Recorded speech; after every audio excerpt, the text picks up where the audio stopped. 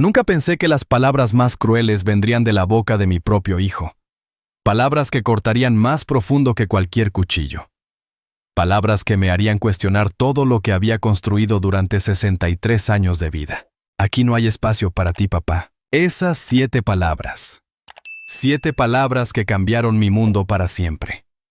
7 palabras pronunciadas con una frialdad que jamás imaginé posible en alguien que llevaba mi sangre, mi apellido, mis ojos. Pero lo que pasó después ni yo mismo lo vi venir. Antes de continuar, suscríbete al canal y activa la campanita, porque lo que vas a escuchar no lo vas a creer. Te lo prometo. Escuché esas palabras un martes por la tarde. Un martes cualquiera que se convirtió en el día que todo se rompió. Estaba de pie en la puerta de lo que había sido mi casa durante 30 años. La casa donde mis hijos crecieron. La casa donde mi esposa dio su último suspiro. La casa que construí ladrillo a ladrillo con mis propias manos. Y mi hijo mayor Roberto, de 42 años, estaba diciéndome que no había espacio para mí. Su esposa Valeria estaba detrás de él. Podía ver su sonrisa. Una sonrisa pequeña, casi imperceptible, pero estaba ahí. Como si hubiera ganado algo. Como si yo fuera un premio que acababa de cobrar. ¿Entiendes, verdad, papá?, continuó Roberto sin mirarme a los ojos. Con los niños y el trabajo de Valeria desde casa y... bueno, ya sabes, es complicado. Es complicado. Esa fue la palabra que usó. Complicado. ¿Saben qué es complicado? Trabajar 18 horas al día en una fábrica textil para que tus hijos tengan zapatos nuevos cada año. Eso es complicado. Quedarte despierto toda la noche junto a la cama de tu esposa enferma, sosteniéndole la mano mientras el cáncer se la llevaba poco a poco. Eso es complicado. Vender tu coche, tu único lujo, para pagar la universidad privada de tu hijo porque, papá, es que la pública no tiene el mismo nivel. Eso es complicado. Pero aparentemente tener a tu padre de 63 años viviendo en la casa que él mismo construyó, eso era demasiado complicado. Me quedé ahí en el umbral de mi propia puerta con una maleta en cada mano. 2 maletas. Eso era todo lo que me había permitido llevar de una vida entera. Solo lo esencial, papá, me había dicho Roberto 2 semanas antes. No hay mucho espacio en el cuarto de servicio. El cuarto de servicio. Ni siquiera me habían ofrecido una habitación de verdad. El cuarto donde antes guardábamos las escobas y la lavadora vieja. Y ahora ni siquiera eso. ¿Y a dónde se supone que debo ir?, pregunté. Mi voz sonaba extraña, lejana, como si fuera otra persona hablando. Roberto se encogió de hombros. Un gesto tan casual, tan indiferente, como si le estuviera preguntando sobre el clima. No sé, papá. Quizás con la tía Carmen. Hay residencias para personas mayores. He visto algunas que no están tan mal. Residencias para personas mayores. Asilos. Estaba sugiriendo que fuera a un asilo. Sentí algo quebrarse dentro de mi pecho. No era mi corazón. Era algo más profundo. Era la imagen que tenía de mi hijo. Era la fe que había puesto en él durante 42 años. Era todo lo que creía saber sobre lo que significaba ser padre. Pero no dije nada. No grité. No lloré. Solo asentí con la cabeza, recogí mis 2 maletas y me di la vuelta. Mientras caminaba por el sendero de entrada, el mismo sendero que había pavimentado cuando Roberto tenía 6 años, escuché que la puerta se cerraba detrás de mí. El sonido fue definitivo. Final. Como el cierre de un libro que nunca pensé que terminaría así. Lo que no sabían, lo que ninguno de ellos sabía, era que yo tenía un plan. Un plan que había comenzado a gestarse 3 semanas antes, cuando escuché por casualidad una conversación entre Roberto y Valeria. Una conversación que lo cambió todo. Pero eso viene después. Me llamo Eduardo Castellanos. Tengo 63 años, aunque muchos me dicen que parezco de 50. Supongo que es porque nunca he fumado. Nunca he bebido en exceso. Y he trabajado con mis manos toda mi vida. El trabajo duro mantiene el cuerpo fuerte, solía decir mi padre. Y tenía razón. Nací en un pueblo pequeño en las afueras de Barcelona. Un lugar donde todos se conocían, donde las puertas se quedaban abiertas y los vecinos eran como familia. Mis padres eran gente humilde. Mi padre era carpintero. Mi madre cosía vestidos para las señoras del pueblo. No teníamos mucho, pero teníamos amor. Teníamos dignidad. Teníamos valores. Valores que yo intenté transmitir a mis hijos. Cuando tenía 23 años, conocí a Elena. Elena Morales. Era una mujer extraordinaria. Trabajaba como enfermera en el hospital comarcal. Tenía los ojos más bondadosos que jamás había visto. Nos casamos 6 meses después de conocernos. Cuando sabes, sabes, me dijo ella la noche que le propuse matrimonio bajo las estrellas del pueblo. Y tenía razón, siempre tenía razón. Nos mudamos a Madrid cuando conseguí un trabajo en una fábrica textil. El salario era mejor, las oportunidades eran mayores. Soñábamos con construir algo. Una familia, un futuro, un hogar donde nuestros hijos pudieran crecer seguros y felices. Compramos un terreno en las afueras de la ciudad. No era mucho, apenas 300 metros cuadrados, pero era nuestro. Durante 2 años, cada fin de semana, cada día libre, construí nuestra casa con mis propias manos. Elena me ayudaba. Mezclábamos el cemento juntos. Pintábamos las paredes juntos. Elegíamos cada azulejo, cada ventana, cada detalle. Aquí van a crecer nuestros hijos, me decía Elena con esa sonrisa que iluminaba todo. Aquí van a ser felices. Y lo fueron, al principio. Roberto nació en 1983. Era un bebé hermoso con los ojos de su madre y mi mentón decidido. Lloré cuando lo tuve en brazos por primera vez. Nunca había sentido tanto amor, tanto miedo, tanta responsabilidad. 3 años después llegó Sofía, mi pequeña Sofía. Era tranquila, observadora, siempre con un libro en las manos. Elena y yo bromeábamos diciendo que Sofía había nacido leyendo. Fueron años dorados. Años de risas en la cocina, de cenas familiares que duraban horas, de domingos en el parque. Trabajaba duro, muy duro. Turnos dobles en la fábrica. Algunos fines de semana hacía trabajos extra como carpintero, igual que mi padre. Todo para que mis hijos tuvieran más de lo que yo tuve. Zapatos nuevos para el colegio. Libros. Clases de inglés. Vacaciones en la playa cada verano. Bicicletas, juguetes. Todo lo que un niño pudiera desear. No quiero que pasen por lo que yo pasé, le decía a Elena cuando ella me pedía que descansara más. Quiero que tengan todas las oportunidades. Y las tuvieron. Roberto fue a la universidad. Estudió administración de empresas en una universidad privada cara. Muy cara. Tuve que pedir un préstamo. Vendí mi coche, un Seat León del que estaba muy orgulloso. Pero valió la pena, pensé. Es por su futuro. Sofía estudió Derecho, también en universidad privada. Más préstamos, más sacrificios. Pero era mi hija. Haría cualquier cosa por ella. Luego vino la enfermedad de Elena. Fue gradual al principio. Cansancio. Dolores. Es la edad, decíamos. Es el estrés. Pero no era la edad. No era el estrés. Era cáncer de ovario. Etapa 3. El mundo se detuvo el día que recibimos el diagnóstico. Elena lloró en mis brazos esa noche. ¿Quién cuidará de ti?, me preguntó. ¿Quién cuidará de los niños? Tú vas a estar bien, le dije, aunque no estaba seguro de creerlo. Vamos a luchar contra esto. Y luchamos. Durante 2 años luchamos. Quimioterapia, radiación, cirugías. Los ahorros de toda una vida se evaporaron. Los préstamos se acumularon. Pero no importaba. Era Elena. Era mi vida. Roberto vino a visitarnos 3 veces durante esos 2 años. 3 veces. Siempre tenía una excusa. Trabajo, compromisos. Su nueva novia Valeria, que necesitaba su atención. Sofía vino más seguido. Al principio. Luego conoció a su marido Javier. Se mudaron a Sevilla por el trabajo de él. Las visitas se espaciaron. Al final estuvimos Elena y yo. Como al principio. Solos contra el mundo. Murió un martes. Irónico, ¿verdad? Los martes parecen ser días importantes en mi vida. Estaba sosteniendo su mano. Me miró con esos ojos bondadosos ya casi sin luz y susurró, «Gracias por una vida hermosa». Y se fue. La enterré junto a sus padres en el cementerio del pueblo donde nos conocimos. Lloré como no había llorado en mi vida. Sentía que una parte de mí se había ido con ella. Los niños vinieron al funeral. Roberto llegó tarde. Valeria no vino. Está enferma, explicó él. Sofía lloró conmigo. Me abrazó. Me dijo, papá, te queremos. No estás solo. Pero las palabras son fáciles. Es lo que viene después lo que cuenta. Después del funeral me quedé solo en la casa que construí con Elena.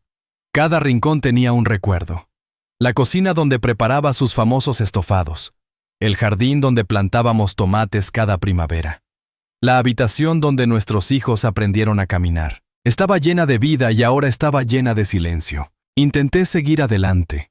Me levantaba cada mañana. Mantenía la casa limpia. Cuidaba el jardín. Pero las noches eran difíciles. Las noches eran cuando los recuerdos venían con más fuerza. Fue entonces cuando Roberto me sugirió mudarme con él. «Papá, no puedes estar solo», me dijo por teléfono. «Ven a vivir con nosotros, tenemos espacio. Valeria está de acuerdo». Debí haber sospechado. Debí haber hecho más preguntas. Pero estaba solo. Estaba dolido. Estaba vulnerable. Y acepté. Todos lucían como mentiras. «Es un lugar muy bueno, papá», insistió Roberto finalmente mirándome a los ojos. Por primera vez en semanas me miraba directamente. Quizás buscando absolución. Quizás esperando que se lo pusiera fácil. Fuimos a visitarlo la semana pasada. Las instalaciones son de primera. Jardines hermosos. Habitaciones privadas con baño. Comida casera. Y papá, con el dinero de la venta de la casa puedes pagarlo sin problemas. Durante años. Décadas incluso. Estarás bien cuidado. Mejor que aquí. Mejor que aquí. Y no estarás solo, agregó Valeria, su voz suavizándose artificialmente, como miel envenenada.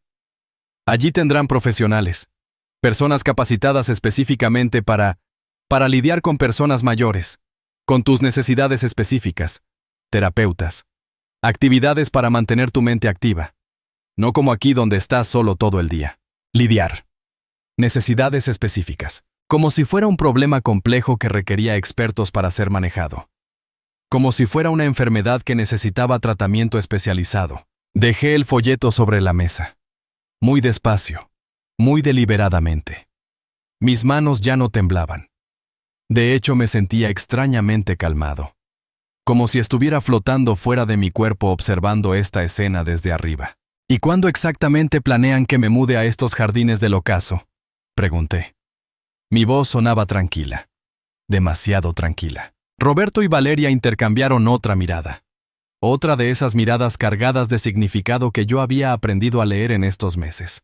Bueno, dijo Roberto carraspeando nuevamente. Pensamos que, cuanto antes mejor, para todos. Ya hicimos una reserva. Pusimos tu nombre en la lista. Hay un lugar disponible para la próxima semana. Habitación en el segundo piso con vista al jardín. Muy bonita. La próxima semana. 7 días. Ya habían hecho la reserva. Ya habían puesto mi nombre. Ya habían decidido mi futuro. Sin consultarme. Sin siquiera tener esta conversación primero. Todo estaba decidido. Yo solo era una formalidad. Un trámite que completar. «Ya veo», dije. Las palabras salieron mecánicas, vacías. «Papá, por favor, entiende». Roberto se inclinó hacia adelante ahora intentando sonar razonable. Suplicante incluso. «No es que no te queramos aquí. No es eso. Es solo que es lo mejor para todos. Para ti también. Realmente lo es. Allí no estarás solo entre estas 4 paredes. Tendrás actividades, amigos, gente que entiende lo que estás pasando. Cuidados profesionales, enfermeras, doctores. Lo mejor para todos», repetí. Las palabras sabían amargas en mi boca. «Exactamente», dijo Valeria rápidamente sonriendo como si acabara de cerrar un negocio exitoso. «Una venta complicada. Verás que es para bien. En un mes estarás agradeciéndonos. Te conocerás con otros residentes, jugarás dominó, verás películas, participarás en los talleres de arte. Será como unas vacaciones permanentes». Vacaciones permanentes. Qué manera tan creativa de decir prisión. Miré alrededor de la mesa. A cada uno de ellos. Roberto evitando mi mirada nuevamente ahora concentrado en su plato. Valeria con esa satisfacción apenas contenida brillando en sus ojos. El brillo de la victoria. Lucas todavía con la cabeza agachada, sus hombros tensos. Martina con lágrimas brillando en sus ojos, su labio inferior temblando. El silencio se extendió, pesado, denso, como una manta mojada que nos cubría a todos. «¿Y si digo que no?», Pregunté finalmente. Mi voz cortó el silencio como un cuchillo. El efecto fue inmediato, dramático. Valeria dejó de sonreír. Su rostro se endureció.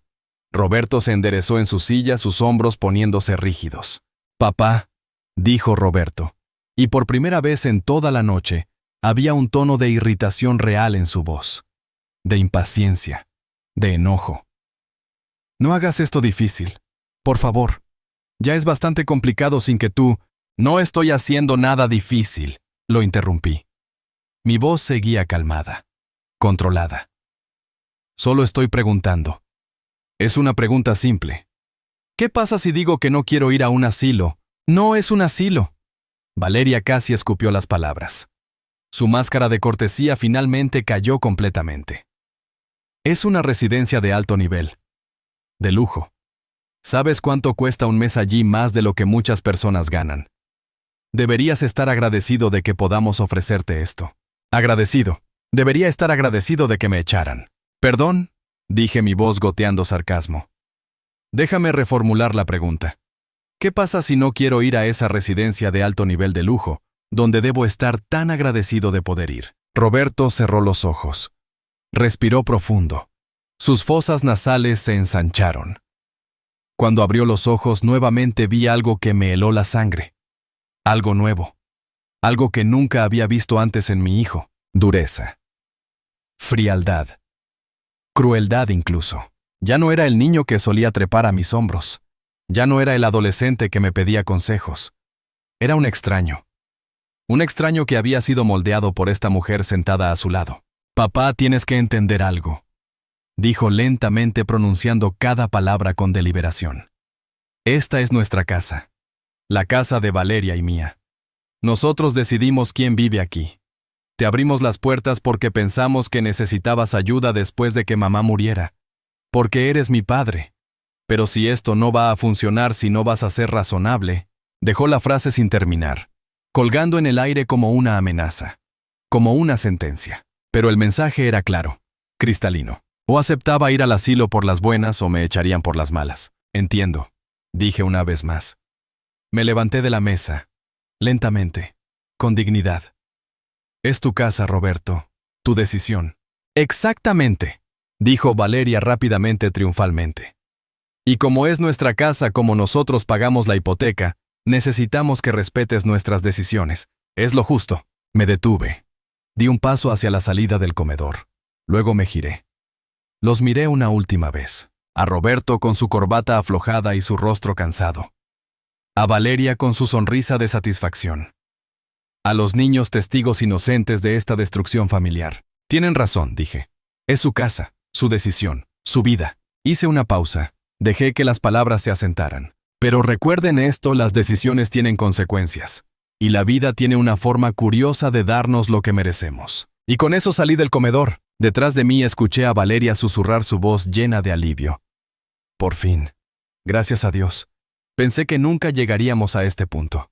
Y a Roberto responder con un suspiro: «Démosle unos días para que procese todo esto, para que se acostumbre a la idea.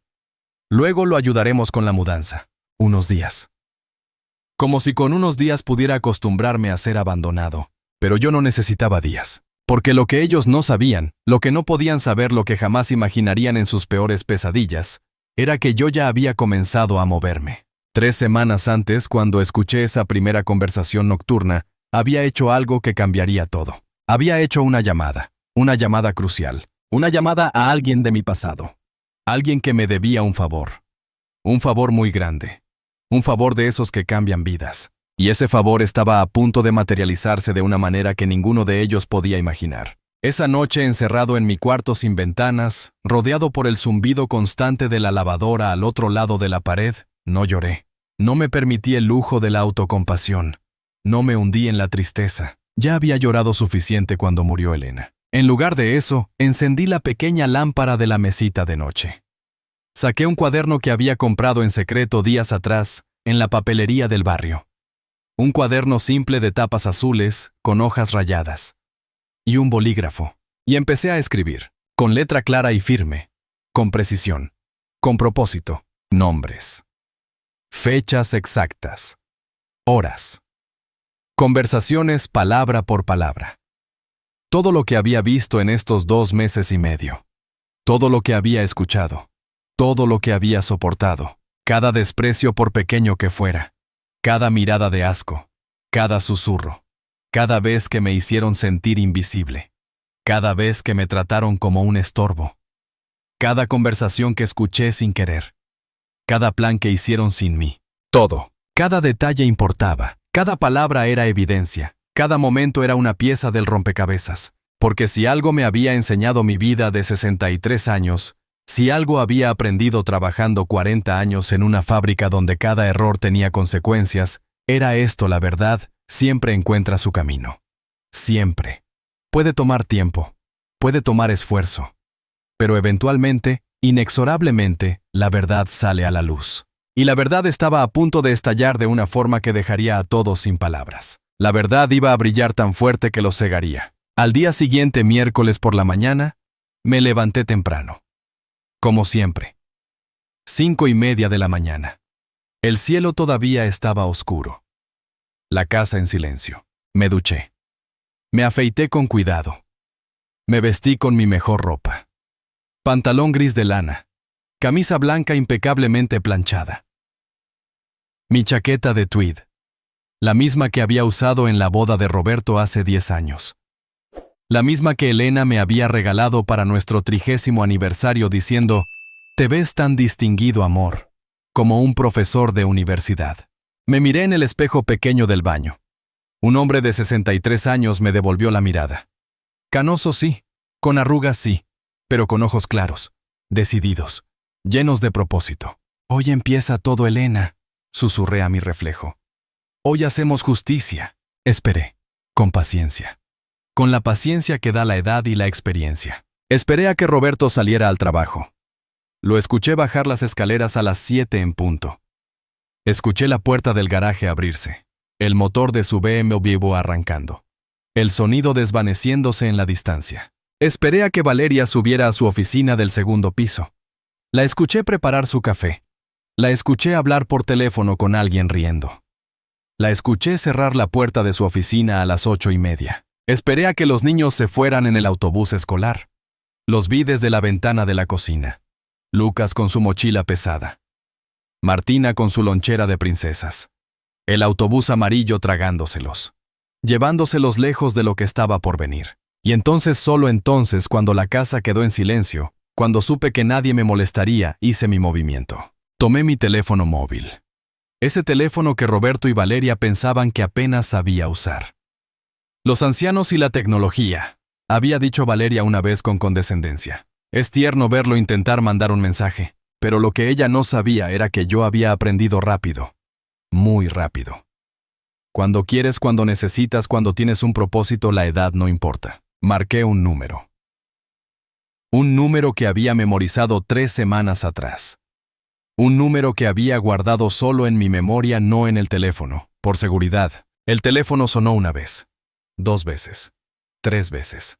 Televisión Nacional de España, departamento de recepción. ¿En qué puedo ayudarle? Una voz femenina, joven, profesional. Respiré hondo. Este era el momento, el punto de no retorno. «Buenos días», dije. Mi voz sonaba clara, firme, segura. «Me gustaría hablar con el departamento de noticias, por favor. Tengo una historia que contar». «¿De qué trata la historia, señor?», preguntó la recepcionista. Sonreí. Por primera vez en meses sonreí de verdad. Una sonrisa que llegó hasta mis ojos. Una sonrisa que Elena habría reconocido. «Trata sobre un padre abandonado por su hijo», dije lentamente. «Sobre el maltrato a las personas mayores. Sobre la codicia y la traición familiar. Y sobre la justicia». Hubo una pausa breve al otro lado de la línea. «Un momento, por favor. Lo voy a transferir con Patricia Ruiz, nuestra productora de historias de interés humano». Música de espera. 20 segundos que se sintieron como una eternidad. Luego una voz nueva. Femenina también, pero más madura. Más interesada. «Señor Castellanos, Eduardo Castellanos. Señor Castellanos, soy Patricia Ruiz. Me dijeron que tiene una historia para nosotros. Cuénteme». Y entonces, con voz calmada pero firme, comencé a contar. Le conté sobre Elena. Sobre su muerte. Sobre la casa que vendí. sobre la promesa de mi hijo de cuidarme, sobre el cuarto sin ventanas, sobre las conversaciones que escuché, sobre los planes de llevarme a un asilo, sobre la cena de anoche. Le conté todo. No dramaticé, no exageré. Solo dije la verdad simple, desnuda, dolorosa. Y mientras hablaba podía sentir el interés creciendo al otro lado de la línea. Señor Castellanos, dijo Patricia cuando terminé. Su voz sonaba diferente ahora, emocionada. Esto es exactamente el tipo de historia que necesitamos contar. Estaría dispuesto a venir a los estudios, a hacer una entrevista completa. Podríamos grabar hoy mismo. Esta tarde sí es posible. Sí, respondí sin dudar. Estoy dispuesto. Perfecto. Enviaré un coche a recogerlo. ¿Cuál es su dirección? Se la di. Valeria seguía arriba en su oficina. Roberto en su consultoría. Los niños en el colegio. Nadie sabría nada hasta que fuera demasiado tarde. El coche llegará en 1 hora, dijo Patricia. Señor Castellanos va a necesitar traer cualquier evidencia que tenga. Documentos, fotografías, mensajes, cualquier cosa que respalde su historia. Tengo todo lo que necesitan, dije mirando mi cuaderno azul. Todo documentado. Excelente, nos vemos pronto. Colgué. Me quedé sentado en mi cuarto sin ventanas, escuchando el zumbido de la lavadora, escuchando mi corazón latir. En 1 hora mi vida cambiaría. En 1 hora su vida cambiaría. La verdad estaba a punto de salir a la luz. Y cuando la verdad sale a la luz, cuando se expone ante millones de personas, ya no hay vuelta atrás. Roberto y Valeria pensaban que me habían vencido. Pensaban que era solo un anciano débil, solo sin opciones. Pero estaban a punto de descubrir algo sobre mí. Algo que había olvidado en todos estos años de ser amable, de ser condescendiente, de intentar mantener la paz. Yo era Eduardo Castellanos, hijo de un carpintero que me enseñó que la dignidad no se regala. Esposo de una mujer que me enseñó a luchar por lo que es correcto. Padre que dio todo por sus hijos. Y ahora era un hombre que había sido traicionado una vez, demasiadas veces. Las consecuencias estaban por comenzar. Y esta vez el martes sería recordado por una razón completamente diferente. Aquí no hay espacio para ti, papá. Esas palabras resonaron en mi mente una última vez. Bueno, hijo, susurré al silencio de mi cuarto. Prepárate, porque estoy a punto de ocupar todo el espacio. En cada televisión, en cada periódico, en cada conversación. Aquí no hay espacio para ti. Sonreí otra vez. Ya veremos. Vendí la casa 3 meses después del funeral de Elena. La casa que había construido con mis propias manos, ladrillo por ladrillo. La casa donde habíamos sido felices durante 30 años. La casa donde nacieron mis hijos, donde dieron sus primeros pasos, donde celebramos cada cumpleaños, cada Navidad, cada momento importante de nuestras vidas. Roberto me ayudó con los trámites. Es lo mejor, papá, me decía mientras revisábamos los documentos con el notario. Ese lugar es demasiado grande para ti solo. Además, el dinero te vendrá bien para tu jubilación, para tu futuro. Tenía razón en eso. El dinero me vendría bien. Aunque lo que no sabía Roberto, lo que no podía imaginar era para qué exactamente necesitaría ese dinero. Pero ya llegaría el momento de esa revelación. La casa se vendió rápido. Demasiado rápido. Una pareja joven con 2 niños pequeños. Me recordaron a Elena y a mí hace tantos años. Es perfecta, dijo la mujer tocando las paredes del salón con reverencia. Se siente el amor en cada rincón. Tuve que salir al jardín. No podía soportar ver a otra familia tomando posesión de nuestros recuerdos. La mudanza fue un domingo de octubre. El cielo estaba gris pesado, amenazaba lluvia. Típico de Madrid en otoño. El aire olía a tierra mojada y hojas caídas. Contraté una empresa pequeña, 2 hombres jóvenes que no hablaban mucho. Mejor así. No estaba de humor para conversaciones. Cargaron mis pertenencias en un camión blanco. No había mucho que llevar. Roberto había sido muy claro sobre eso. Muebles antiguos que no cabían en su casa moderna. La mesa de roble donde habíamos cenado en familia durante décadas. Es demasiado grande, papá. Y el estilo no va con nuestra decoración, había dicho Valeria cuando la vio. El sofá donde Elena leía sus novelas cada tarde. Está muy gastado, añadió ella pasando su dedo por el reposabrazos como si buscara polvo. Empaqué mi ropa en 2 maletas. Fotografías en una caja de cartón. Los libros de Elena, su colección de recetas escritas a mano en un cuaderno azul desgastado. Su rosario. Su perfume, aunque ya no quedaba casi nada. Lo guardé de todas formas. A veces en las noches difíciles abría el frasco solo para recordar su olor. «Solo trae lo esencial, papá», me había repetido Roberto por teléfono la semana anterior. «Tenemos espacio limitado.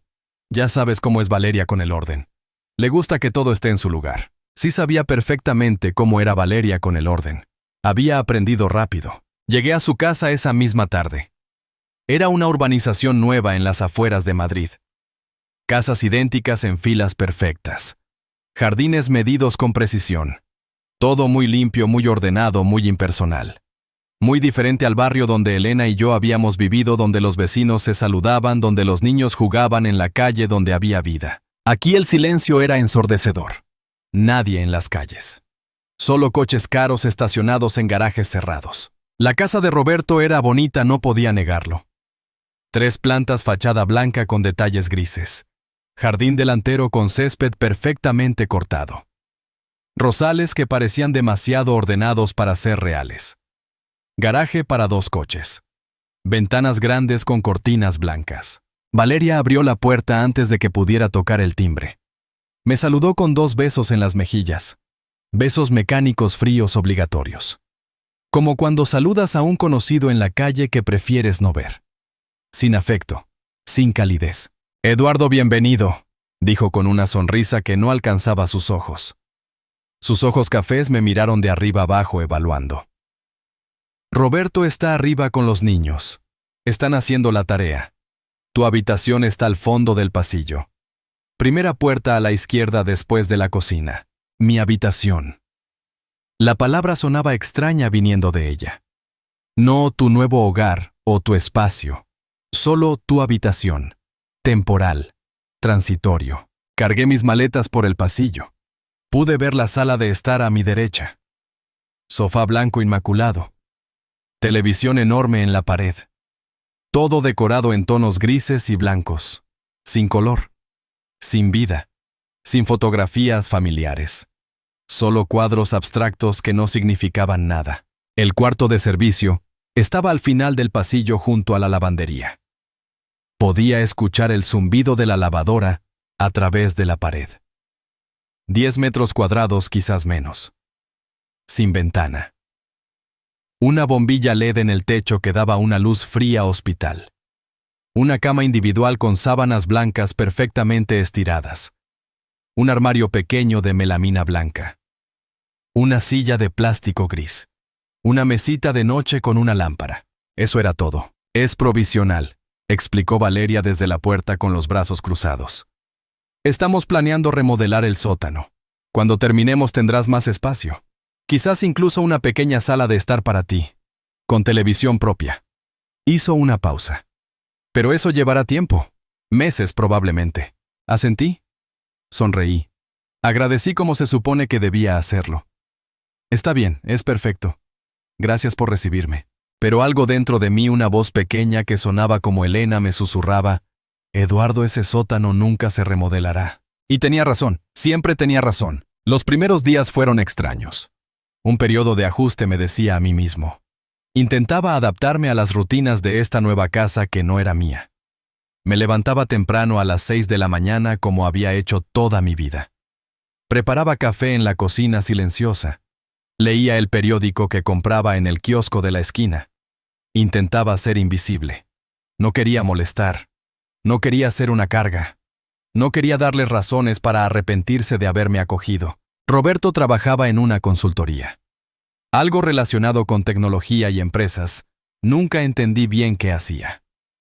Salía de casa a las 7 de la mañana con su traje gris y su maletín de cuero. Volvía a las 9 de la noche, a veces más tarde.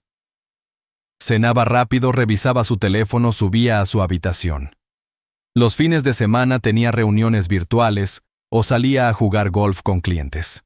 «Es un trabajo demandante», me explicó una vez. «Pero paga bien, muy bien». Valeria trabajaba desde casa. Tenía su oficina en el segundo piso. Diseñadora gráfica freelance, según me contó Roberto. Pasaba horas encerrada ahí. Cuando bajaba era para preparar comidas medidas al gramo o para supervisar que todo estuviera en orden. Su orden. Los niños.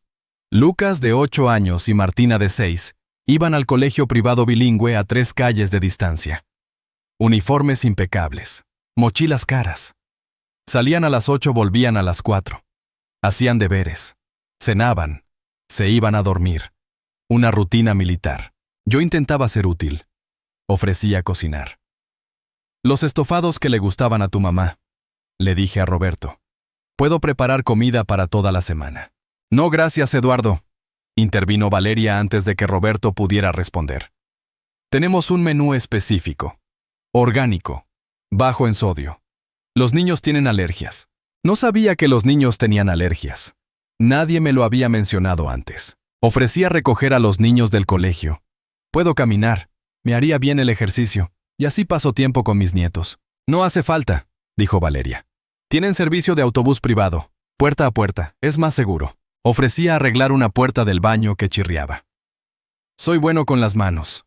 Puedo solucionarlo en 5 minutos. Ya llamaremos a alguien, respondió ella. A un profesional. Poco a poco fui entendiéndolo.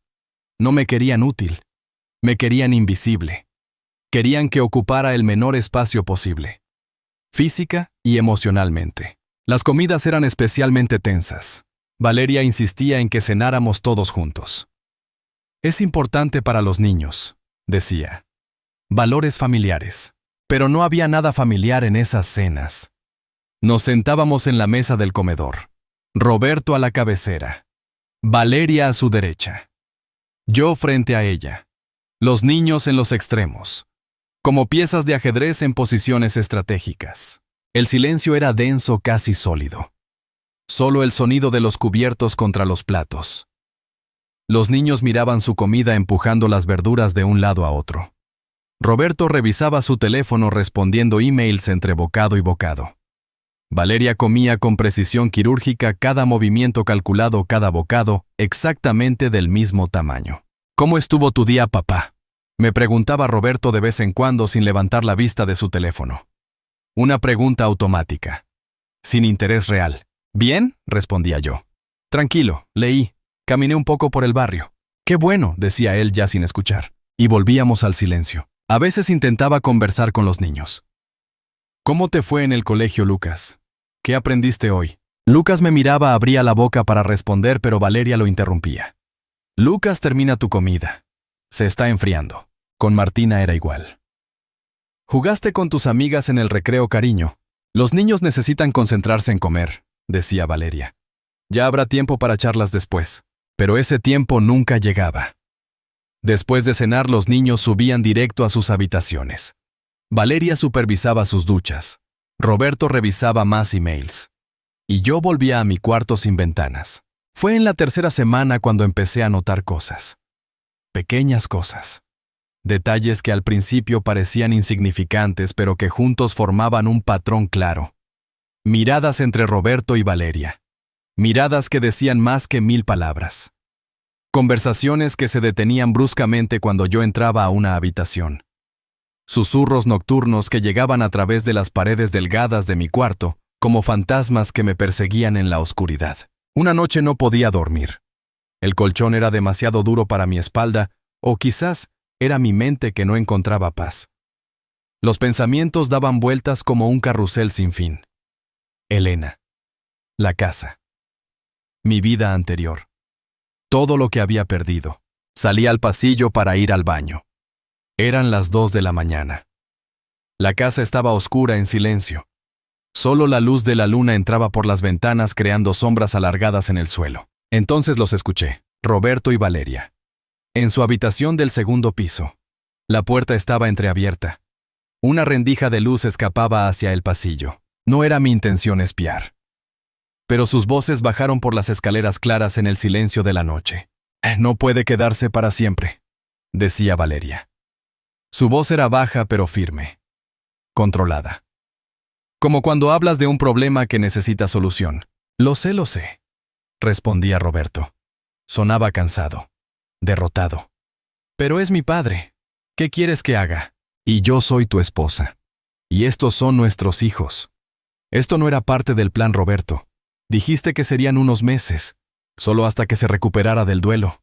Ya van 3 meses. 3 meses. Hablaban de mí como si fuera un invitado que se había quedado demasiado tiempo. Necesito tiempo para... Roberto no terminó la frase. ¿Para qué? La voz de Valeria se endureció. Para encontrar un asilo. Pues hazlo, Roberto. Hazlo ya. Hay lugares buenos. Residencias con todas las comodidades. Y con el dinero de la venta de su casa puede pagar un sitio decente durante años. Sentí que el piso se movía bajo mis pies. Las paredes parecían cerrarse sobre mí. Mi corazón latía tan fuerte que pensé que se saldría de mi pecho. No sé si puedo hacer eso, dijo Roberto, pero su voz carecía de convicción. Es mi padre. Lo que pensaría la gente. Sofía. Sofía vive en Sevilla. ¿Cuándo fue la última vez que vino a visitarlo? ¿Cuándo fue la última vez que te preguntó por él? Valeria tenía respuesta para todo. Y la gente no tiene por qué saber nada. Es una decisión familiar. Una decisión práctica. Pero, Roberto. Su voz se suavizó, se volvió persuasiva. Piensa en los niños. Necesitan espacio. Lucas necesita esa habitación para su estudio. Está en una edad crucial. Y Martina necesita un cuarto de juegos. No pueden tener a un anciano vagando por la casa todo el día. Los está afectando. Un anciano. Así era como me veía. Un anciano vagando por la casa. Un estorbo. Un problema. Además, continuó Valeria, ¿qué hace aquí todo el día? Nada. Solo se sienta a leer el periódico y mirar por la ventana. En una residencia tendría actividades, compañía de gente de su edad, atención médica. Sería mejor para él también. Me quedé ahí congelado en la oscuridad del pasillo con mi corazón latiendo tan fuerte que pensé que me escucharían. Pero no me escucharon. Seguían hablando, planeando mi futuro como si yo fuera un mueble viejo del que necesitaban deshacerse. Como si yo no tuviera voz. Como si yo no importara. Déjame pensarlo, dijo finalmente Roberto. No hay nada que pensar. Ya lo decidiste cuando lo trajiste aquí sin consultarme primero. Valeria sonaba molesta ahora. 3 meses, Roberto. 3 meses de mi vida, de nuestra vida alterados. Es suficiente. Hubo un silencio. Luego escuché movimiento.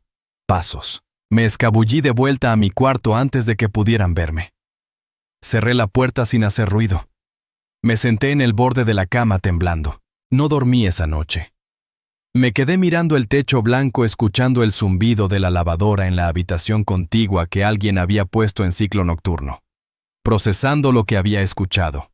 Las palabras daban vueltas en mi cabeza como un disco rayado. Mi hijo quería llevarme a un asilo. Mi hijo quería deshacerse de mí. Mi hijo, al que había criado con amor, al que había dado todo, estaba planeando abandonarme en una institución. Pero lo peor, lo que más me dolía, no era la traición. Era que en el fondo, en algún lugar oscuro de mi corazón, no me sorprendió. Las señales habían estado ahí desde el principio. Solo había elegido no verlas. Por amor. Por esperanza. Por necesidad. Los días siguientes fueron diferentes. Todo cambió después de esa noche. Empecé a observar de verdad. A prestar atención. A ver lo que antes había ignorado por amor ciego, por necesidad de creer que todavía tenía una familia. Vi cómo Valeria me miraba cuando pensaba que no la veía. Esos ojos llenos de desprecio, de impaciencia. Como si mi sola presencia la ofendiera. Vi cómo Roberto evitaba estar a solas conmigo. Siempre tenía algo urgente que hacer cuando yo entraba a una habitación. Siempre estaba ocupado, cansado, sin tiempo. Vi cómo los niños dulces, Lucas y Martina, eran alejados de mí sistemáticamente. Abuelo está cansado, les decía Valeria cuando intentaban acercarse. Mejor jueguen en su cuarto. O, el abuelo necesita descansar. Ya saben que los adultos mayores necesitan mucha tranquilidad. También empecé a escuchar más conversaciones. No a propósito. Nunca a propósito. Pero la casa era pequeña para tanta gente, las paredes delgadas. Y cuando vives como un fantasma, cuando te vuelves invisible, la gente olvida que estás ahí. Hablan libremente. Dicen cosas que nunca dirían a tu cara. Una tarde de jueves, Valeria hablaba por teléfono con alguien. Probablemente una amiga. Yo estaba en el jardín, en la única silla que me habían permitido usar fingiendo leer un libro. Pero la ventana de la cocina estaba abierta. Sus palabras llegaban claras como campanadas. No es tan difícil como pensé, decía Valeria, y podía escuchar la risa en su voz. Es bastante manejable. Casi ni se nota que está aquí. Se la pasa en su cuarto o leyendo afuera. Pausa. La otra persona hablaba. Sí, la casa se vendió por buen precio. Roberto me dijo que fueron casi 300.000 euros. Con eso tiene suficiente para al menos 10 años en una residencia decente. Bueno, entre tú y yo no creo que dure tanto. Ya sabes cómo son a esa edad. 63 años, pero se ve más viejo.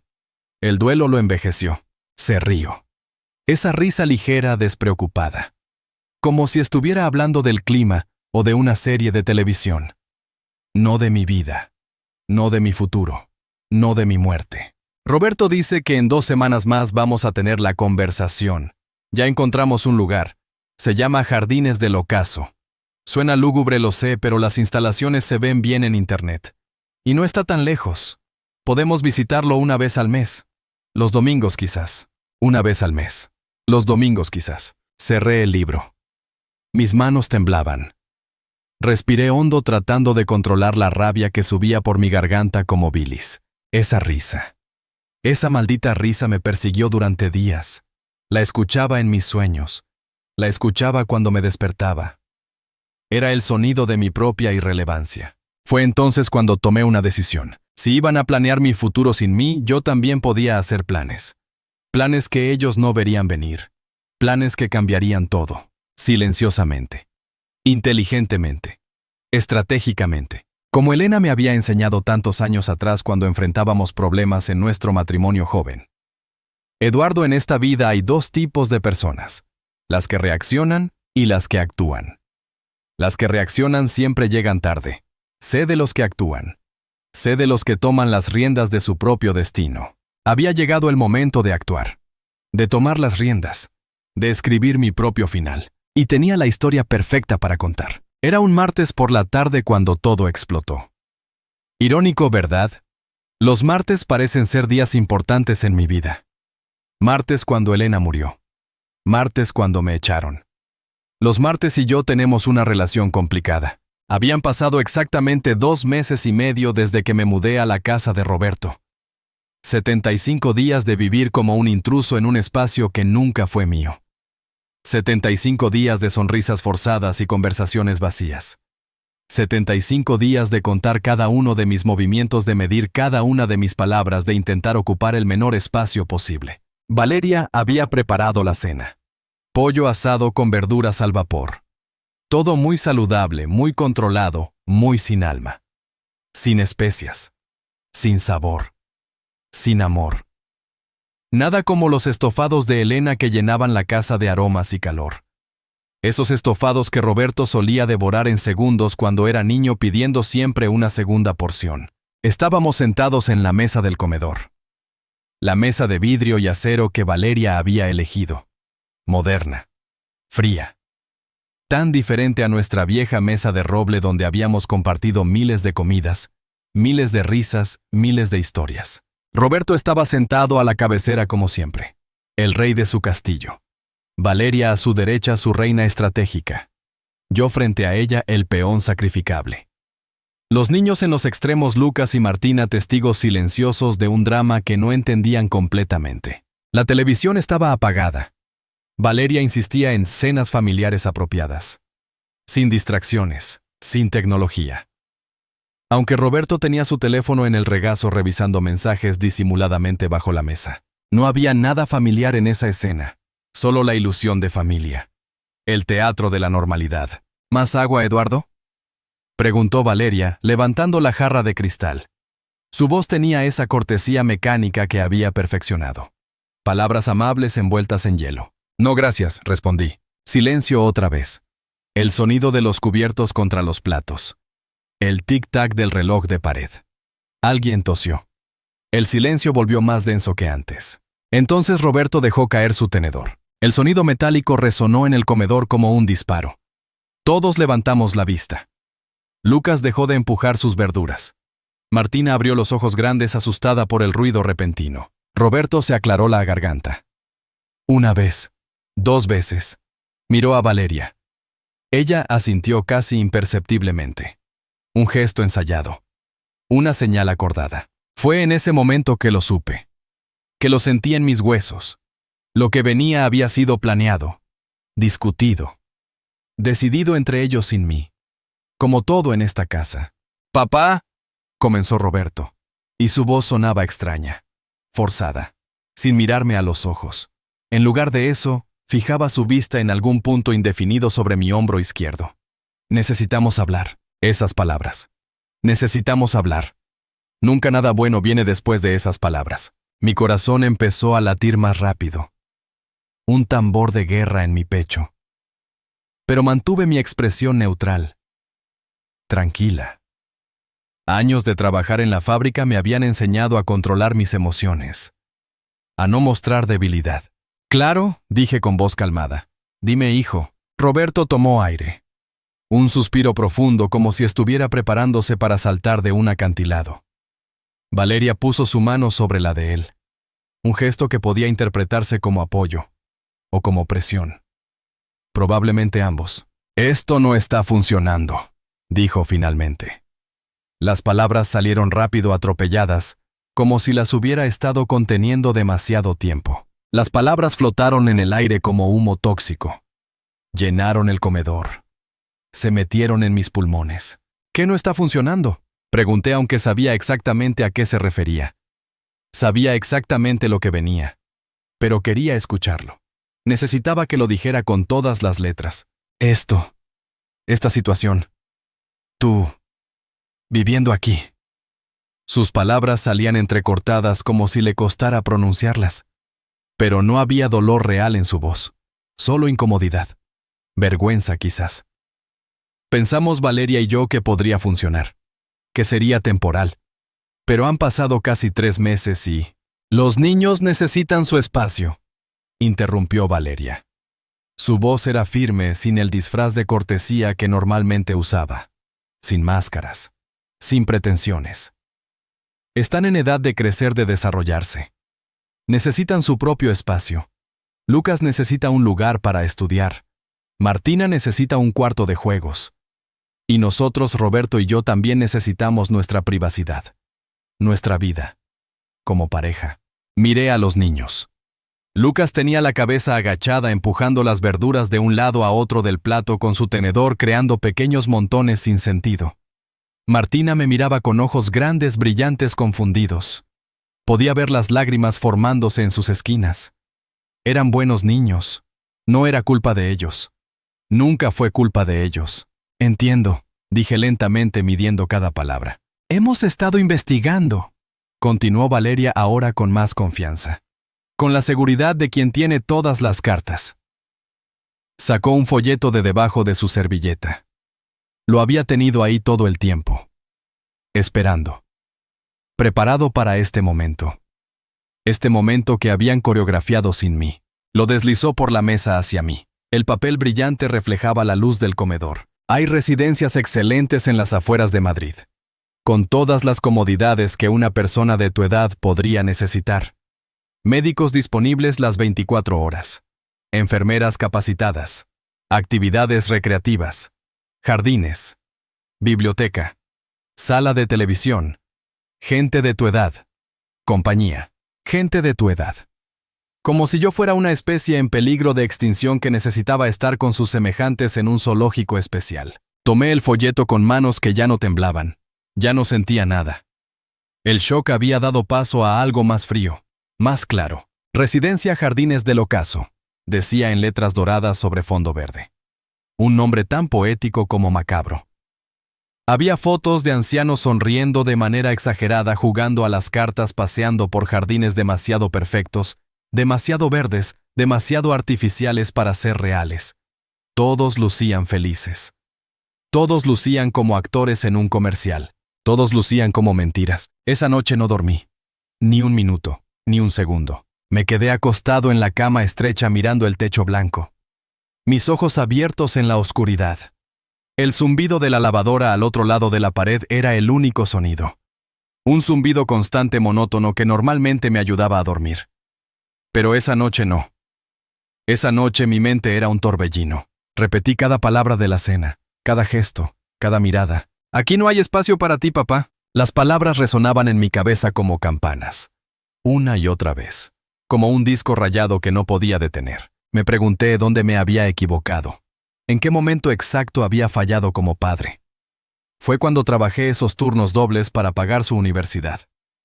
Fue cuando vendí mi coche para que pudiera estudiar en esa escuela cara. Fue cuando me sacrifiqué una y otra vez creyendo que el amor se demostraba con acciones. Elena solía decirme, Eduardo, no les des todo. Enséñales el valor de las cosas. Pero yo no escuchaba. Yo quería que mis hijos tuvieran lo que yo nunca tuve. Quería que fueran felices. Quería que me amaran. Qué ingenuo había sido. A las 3 de la mañana me levanté. Fui al pequeño baño junto a mi cuarto. Me miré en el espejo. Un hombre viejo me devolvió la mirada. No viejo, cansado, derrotado, con ojeras profundas, con arrugas que parecían haberse multiplicado en una noche. ¿Quién eres?, le pregunté a ese reflejo. ¿Dónde quedó Eduardo Castellanos? El agua fría en mi cara me ayudó a pensar, a aclarar mi mente, a recordar quién era antes de convertirme en esta sombra. Volví a mi cuarto. Encendí la lámpara. Saqué mi cuaderno azul. Y empecé a escribir otra vez. Pero esta vez no solo hechos. Esta vez escribí mis sentimientos, mi dolor, mi rabia, mi desilusión. Escribí sobre Elena, sobre cómo habría manejado ella esta situación. Elena era fuerte. Elena no se dejaba pisotear. Elena habría puesto a Roberto en su lugar hace semanas. «Pero tú no estás aquí, amor», susurré al cuaderno. «Y yo no soy tan fuerte como tú. Aunque tal vez, solo tal vez podía intentar serlo». Escribí hasta que amaneció. Hasta que el cielo comenzó a aclararse y escuché los primeros sonidos de la casa despertando. Pasos arriba. Agua corriendo. Voces amortiguadas. Había tomado una decisión. Una decisión que cambiaría todo. Si iban a tratarme como si fuera invisible, yo les mostraría lo visible que podía ser. Si iban a quitarme mi dignidad, yo la reclamaría de la forma más pública posible. Si pensaban que era un anciano débil sin opciones, estaban a punto de descubrir cuán equivocados estaban. El miércoles por la mañana me preparé como nunca antes. Me duché con cuidado. Me afeité despacio asegurándome de no cortar ni un milímetro de piel. Me peiné hacia atrás con gel que había comprado en secreto. Me vestí con mi mejor ropa. Cuando bajé las escaleras a las 7:30, Roberto ya se había ido. Lo había escuchado salir temprano, más temprano que de costumbre, probablemente evitándome. Valeria estaba en la cocina preparando el desayuno de los niños. Smoothies verdes, tostadas integrales, fruta cortada en formas perfectas. Me vio entrar. Sus ojos me recorrieron de arriba a abajo, evaluando. «Te ves arreglado», dijo con un tono que no pude descifrar. «¿Vas a algún lado?» «Sí», respondí con calma. «Tengo una cita, un asunto personal que atender». «¿Una cita?», levantó una ceja. ¿Qué tipo de cita? Personal, repetí. No le debía explicaciones. Ya no. Vi la curiosidad en sus ojos. También vi irritación. No le gustaba no saber. No le gustaba no tener control. «Bueno, que te vaya bien», dijo finalmente volviendo a sus smoothies. «Estarás de vuelta para la cena, supongo». «Quizás», dije. «O quizás no». Salí de la casa antes de que pudiera hacer más preguntas. Caminé hasta la esquina. El aire de octubre era fresco limpio. Me llenó los pulmones. Me hizo sentir vivo por primera vez en semanas. A las 9 en punto, exactamente como habían prometido, un coche negro se detuvo frente a mí. Un Mercedes sedán. Elegante. Con cristales tintados. El conductor bajó. Un hombre joven vestido de traje. «Señor Eduardo Castellanos». «Sí, soy Javier de Televisión Nacional.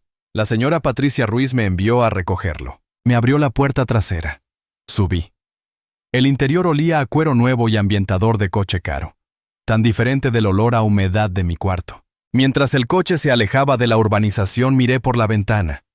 Vi la casa de Roberto haciéndose más y más pequeña, y sentí algo extraño en mi pecho. No era tristeza, era liberación. «¿Es su primera vez en televisión, señor Castellanos?», preguntó Javier mientras conducía. «Sí», respondí. «No se preocupe. La señora Ruiz es muy profesional, muy empática. Hará que se sienta cómodo». Asentí. Pero no estaba nervioso. Estaba determinado. El viaje duró 40 minutos. 40 minutos durante los cuales revisé mentalmente todo lo que quería decir. Todo lo que necesitaba decir. Los estudios de televisión nacional estaban en el centro de Madrid. Un edificio moderno de cristal y acero. Imponente. Intimidante. Javier me guió a través de la seguridad por pasillos largos con fotografías de presentadores famosos en las paredes. Finalmente llegamos a una oficina. En la puerta decía, Patricia Ruiz, productora ejecutiva. Javier tocó. Una voz femenina dijo, «Adelante». Entré. Patricia Ruiz era una mujer de unos 50 años. Cabello corto oscuro con mechas grises que no intentaba esconder. Gafas de montura roja. Traje pantalón azul marino. Sonrisa cálida pero ojos astutos. Ojos que te veían de verdad. Señor Castellanos, dijo levantándose para estrechar mi mano. Su apretón fue firme, respetuoso. Gracias por venir. Por favor, siéntese. Me senté en una silla frente a su escritorio. Ella volvió a su silla. ¿Puedo ofrecerle algo? Café, agua. Café, por favor, negro. Presionó un botón en su teléfono. Carmen, 2 cafés negros, por favor. Se reclinó en su silla. Me estudió en silencio por un momento. Señor Castellanos, hablamos ayer por teléfono. Me contó su historia. Y le voy a ser honesta, historias como la suya las escuchamos a menudo. Demasiado a menudo. El maltrato a personas mayores es una epidemia silenciosa en nuestro país. Asentí. Sabía que no era el único. Eso de alguna manera era aún más triste. Pero su historia, continuó, tiene algo especial. Tiene elementos que resuenan. Un padre que lo dio todo. Un hijo que lo traiciona. Una casa construida con amor vendida por necesidad. Y ese final. Esa cena donde le dicen que no hay espacio para usted. Hizo una pausa. Una asistente entró con 2 tazas de café. Las dejó y salió en silencio. Patricia tomó su taza. Bebió un sorbo.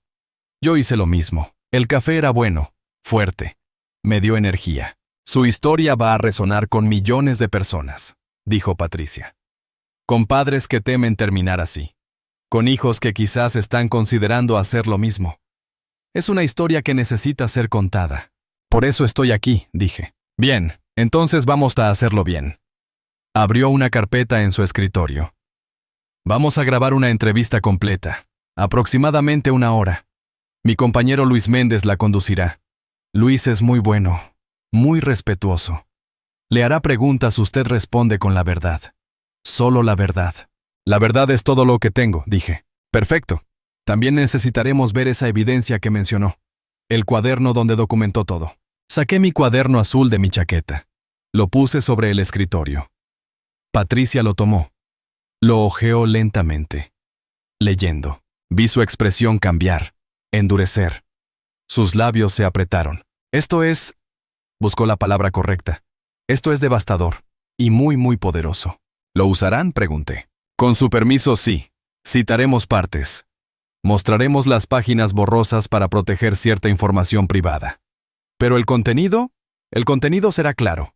Tienen mi permiso. Patricia cerró el cuaderno. Me miró directo a los ojos. Señor Castellanos, necesito que entienda algo. Una vez que esto salga al aire no hay vuelta atrás. Su vida cambiará. La vida de su hijo cambiará. Habrá consecuencias. Lo sé. ¿Está seguro? Porque aún puede cambiar de opinión. Nadie lo juzgará. Pensé en Elena, en lo que ella me diría. Pensé en las palabras de Roberto, aquí no hay espacio para ti. Pensé en la risa de Valeria por teléfono. Pensé en mis nietos siendo alejados de mí. Pensé en el cuarto sin ventanas. Pensé en el asilo que ya habían reservado para mí. Estoy completamente seguro, dije con voz firme. Quiero que el mundo sepa la verdad. Patricia sonrió, pero era una sonrisa triste. Entonces hagámoslo, démosle voz a su verdad. La entrevista comenzó a las 11 de la mañana. Me llevaron a un estudio pequeño. 2 sillones cómodos frente a frente. Luces brillantes pero no agresivas. 3 cámaras en diferentes ángulos. Un equipo de 5 personas moviéndose silenciosamente preparando todo. Una mujer joven vino hacia mí. Soy Sandra, maquilladora. Solo voy a ponerle un poco de polvo para las luces. Está bien, asentí. Me sentó en una silla. Aplicó polvo en mi cara con una brocha suave. Me peinó un poco. Listo, dijo. Se ve muy bien. Luis Méndez entró entonces. Lo reconocí de la televisión. Era el presentador del programa de noticias de las tardes. Un hombre de unos 45 años, calvo con barba cuidadosamente recortada. Ojos amables. Señor Castellanos, dijo estrechando mi mano. Es un honor conocerlo. Patricia me contó su historia. Gracias por confiar en nosotros para contarla. Gracias por escuchar, respondí. Nos sentamos en los sillones. Un técnico me colocó un pequeño micrófono en la solapa de mi chaqueta. Bien, dijo Luis. Vamos a hablar como si estuviéramos tomando café. No piense en las cámaras, solo míreme a mí, hable con honestidad. Y si necesita parar en cualquier momento, solo dígalo. ¿De acuerdo? De acuerdo. Patricia apareció detrás de las cámaras. ¿Todos listos bien? Grabando en 3, 2, 1. Luis me miró.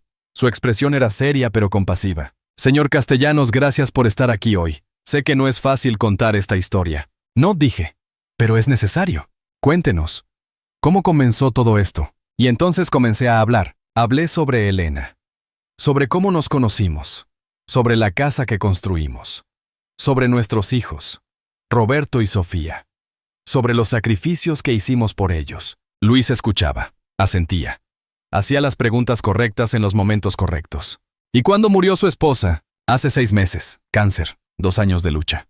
¿Dónde estaba su hijo durante esos 2 años? Vino 3 veces, solo 3. Vi algo cambiar en los ojos de Luis. Una chispa de indignación. Y después del funeral, me sugirió que vendiera la casa, que me mudara con él, que no podía estar solo. ¿Y usted aceptó? Sí. Porque era mi hijo. Porque confiaba en él. Porque estaba solo y asustado. Mi voz se quebró un poco en esa última palabra. No fue actuación. Fue real. Luis me dio un momento. Luego continuó. ¿Y cómo fue vivir con su hijo? Entonces conté todo. El cuarto sin ventanas. Las miradas, los desprecios, las conversaciones que escuché. La cena del martes. Cuando llegué a las palabras, aquí no hay espacio para ti, papá, mi voz era apenas un susurro. El silencio en el estudio era absoluto. Podía escuchar mi propia respiración. Podía sentir los ojos de todos sobre mí. Luis se inclinó hacia adelante. ¿Y cómo se sintió cuando escuchó esas palabras? Cerré los ojos, respiré hondo, como si el hijo que había criado hubiera muerto. Como si un extraño me mirara con esos ojos que solían mirarme con amor. ¿Qué le diría a su hijo si estuviera aquí ahora? Abrí los ojos. Miré directamente a la cámara. Porque sabía que Roberto vería esto. Sabía que Valeria lo vería. Sabía que todo el país lo vería. Le diría que el amor no es algo que se da esperando nada a cambio. Pero que el respeto, la dignidad, el reconocimiento de los sacrificios, eso sí se espera. Y cuando no llega, cuando en lugar de eso recibes desprecio y abandono, algo se rompe. Algo que quizás nunca se puede reparar. Hice una pausa. Y le diría que las personas mayores no somos una carga. Somos la historia. Somos las raíces. Somos los que construimos el mundo donde ellos ahora prosperan. Y merecemos dignidad. Hasta el último día. La entrevista duró 90 minutos. 90 minutos donde vacié mi alma. Donde conté cada detalle. Donde lloré, donde me enojé, donde encontré fuerzas que no sabía que tenía. Cuando terminó, cuando Luis dijo corte, hubo un silencio prolongado. Luego uno de los camarógrafos empezó a aplaudir. Luego otro. Luego Sandra. Luego todo el equipo. Patricia se acercó. Tenía los ojos húmedos. Eduardo, dijo usando mi nombre por primera vez. Esto va a cambiar vidas. No solo la suya. Miles de personas se van a ver reflejadas en su historia. ¿Cuándo saldrá al aire?, pregunté. Mañana, en el noticiero de las 9, horario estelar. Después lo subiremos a nuestras redes. YouTube, Facebook, todo. Mañana. Jueves. En menos de 24 horas mi historia estaría en cada televisión de España.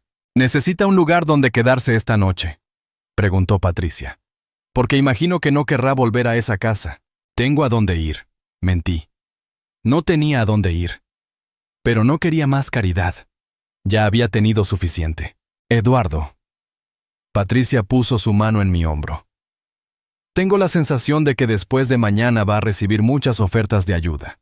Muchas. El pueblo español tiene buen corazón cuando se trata de injusticias así. Asentí.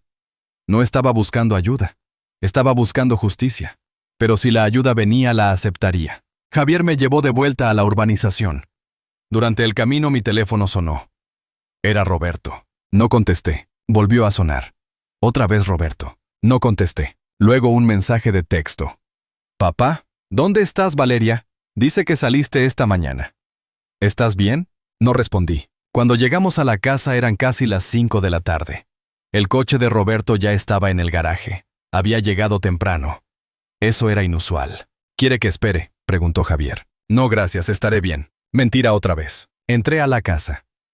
El silencio me golpeó como una pared. Pero no era el silencio normal.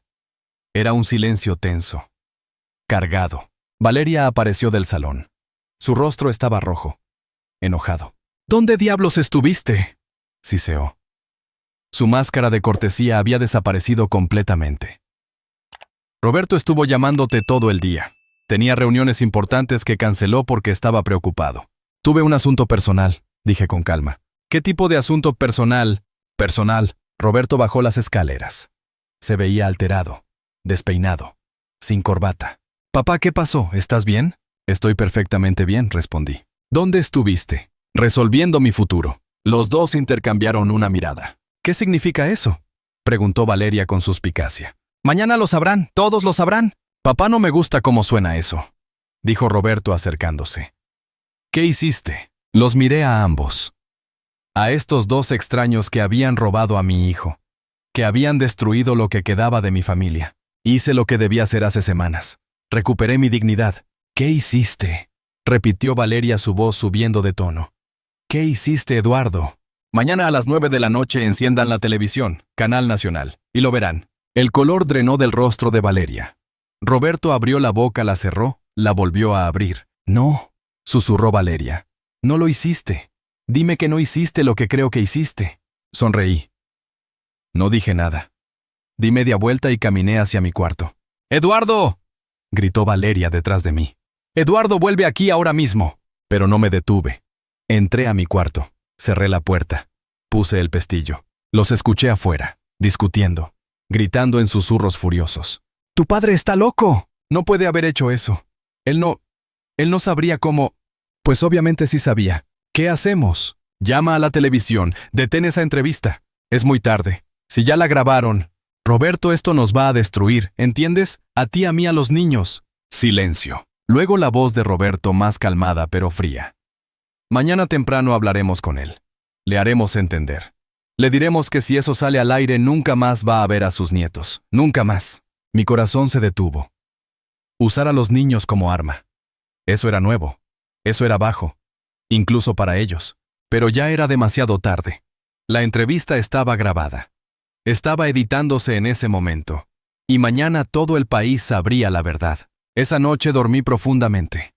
Por primera vez en meses. Porque sabía que la justicia venía. Podía sentirla acercándose como una tormenta inevitable. Y cuando la tormenta llegara, arrastraría todo a su paso. El jueves amaneció nublado. Gris. Como si el cielo supiera que algo importante iba a suceder. Me levanté a las 6. Me duché. Me vestí. Preparé mi pequeña maleta con lo esencial. Porque sabía que esa noche, después de que la entrevista saliera al aire, no podría quedarme aquí. Y no querría quedarme aquí. A las 7 Roberto tocó mi puerta. Papá, necesitamos hablar. No hay nada que hablar. Por favor, abre la puerta. Abrí. Roberto se veía terrible. Ojos hinchados, sin afeitar, despeinado. Como si no hubiera dormido. Papá, comenzó su voz suplicante. Lo que sea que hayas hecho todavía podemos arreglarlo. Podemos llamar a la televisión. Podemos detenerlo. No quiero detenerlo. Papá, piensa en los niños. Piensa en Lucas y Martina. ¿Cómo crees que se van a sentir cuando sus amigos vean eso? Cuando todo el colegio se entere. Deberías haber pensado en eso antes de tratarme como basura. No te tratamos como basura. Me dijiste que no había espacio para mí. En la casa que yo ayudé a pagar. Después de que vendí mi casa por tu sugerencia. Después de que te di todo, Roberto. Lo sé y lo siento. De verdad lo siento. Pero esto va a destruir todo. Mi trabajo. La reputación de Valeria. Los niños. ¿Y yo qué? ¿Qué hay de mi reputación? De mi dignidad. Roberto cerró los ojos. Respiró profundo. ¿Qué quieres? ¿Dinero? ¿Quieres quedarte? Puedes quedarte. No irás al asilo, te lo prometo. No quiero nada de ti. Entonces, ¿qué quieres? Lo miré. A este hombre que alguna vez fue mi hijo. A este extraño. Quiero que el mundo sepa la verdad. Quiero que otras personas en mi situación sepan que no están solas. Quiero que hijos como tú piensen 2 veces antes de abandonar a sus padres. Papá. Y quiero que cada vez que te mires al espejo recuerdes lo que me hiciste. Cada día. Por el resto de tu vida. Roberto retrocedió como si lo hubiera golpeado. Valeria apareció detrás de él, con los brazos cruzados. Esto es extorsión, dijo con frialdad. Podrías ir a la cárcel. No es extorsión, es la verdad. Es venganza. No, es justicia. Hay una diferencia. Eres un anciano amargado que no acepta que las familias cambian, que los hijos crecen, que tienen sus propias vidas. Y tú eres una mujer cruel que manipuló a mi hijo para que abandonara a su padre. Valeria dio un paso hacia mí. Sus ojos brillaban de rabia. Si esa entrevista sale al aire, dijo con voz peligrosamente baja. Voy a asegurarme de que nunca más veas a Lucas o a Martina. Los alejaré tanto de ti que olvidarán que existes. Ya lo hiciste, respondí con calma. Los alejaste desde el día que llegué. No teníamos más que decirnos. Roberto intentó una vez más durante el desayuno. Luego a media mañana. Luego al mediodía. Pero mi respuesta era siempre la misma. A las 9 de la noche lo verán. A las 8 empacaron a los niños en el coche. Vamos a casa de la abuela Valeria. Escuché que les decían. No querían que los niños vieran el programa. Lucas me miró antes de salir, sus ojos grandes confundidos. Adiós, abuelo, dijo en voz baja. Adiós, campeón, respondí. Te quiero. Vámonos, ordenó Valeria jalándolo hacia el coche. Se fueron. La casa quedó en silencio. A las 8:30 llamé a un taxi. Bajé con mi maleta. Cerré la puerta de esa casa por última vez. Fui a un pequeño hotel cerca del centro. Económico pero limpio. Pagué por una noche. Subí a mi habitación. A las 9:05 encendí la televisión. Televisión Nacional. El logo apareció. Buenas noches, dijo el presentador principal. Esta noche tenemos una historia especial. Una historia que nos va a hacer reflexionar sobre cómo tratamos a nuestros mayores. Sobre la familia. Sobre el abandono. Luis Méndez nos trae esta entrevista exclusiva. Mi corazón latía rápido. Muy rápido. La pantalla cambió. Apareció Luis. Y apareció yo. Esta es la historia de Eduardo Castellanos. Un hombre de 63 años. Un padre. Un viudo. Y una víctima de algo que está ocurriendo cada vez más en nuestro país, el abandono de personas mayores por parte de sus propios hijos. Y entonces comenzó. La entrevista completa. Editada perfectamente. Con música emotiva. Con fotografías de mi casa vieja. De Elena. De Roberto cuando era niño. Cada palabra que dije estaba ahí. Cada lágrima. Cada momento de dolor. Cuando llegó al momento donde dije, aquí no hay espacio para ti, papá, la cámara hizo un close-up de mi rostro. Y pude ver el dolor en mis ojos. El dolor real. Al final Luis resumió. La historia de Eduardo no es única. Miles de personas mayores en España viven situaciones similares. Y la pregunta que debemos hacernos es, ¿qué tipo de sociedad somos si abandonamos a quienes nos dieron todo? La pantalla se fundió a negro. El programa terminó. Me quedé sentado en la cama del hotel, temblando. Tomé mi teléfono. Lo encendí por primera vez en horas. 43 llamadas perdidas. 28 mensajes. Todos de Roberto. Los últimos 3 mensajes decían, papá, por favor dime que esto no es real. ¿Cómo pudiste hacernos esto? Has destruido todo, espero que estés feliz. Pero revisé las redes sociales.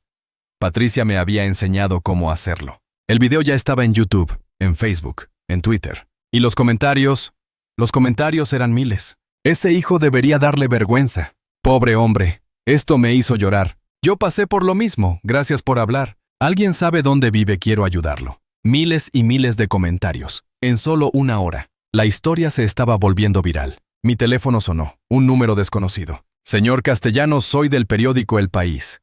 Podríamos hacerle una entrevista. Luego otro. Señor Castellanos, soy de Radio Nacional. Y otro, Televisión Internacional quisiera.